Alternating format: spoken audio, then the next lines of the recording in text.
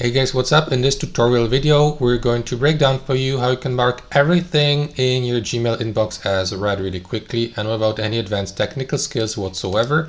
So let us get started right away. Start by heading over to Gmail inbox, accessed either via your mobile device or through the Gmail web application.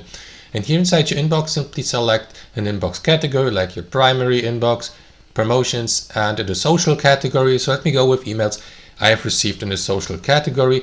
So what you want to do, guys, is click on that checkbox in the top left, and after that what you want to do is click on this blue text here, select all number conversations in the given category to select all emails in the given category at once in bulk. So let me click on it, and after that simply click on this button here at the top with that letter here, mark as read. So that is going to mark all of your emails in the given category as read. So let me do that really quickly, confirm, and there you go. As you can see, all of these emails in this category have been marked as read. Thanks for watching and have a wonderful day.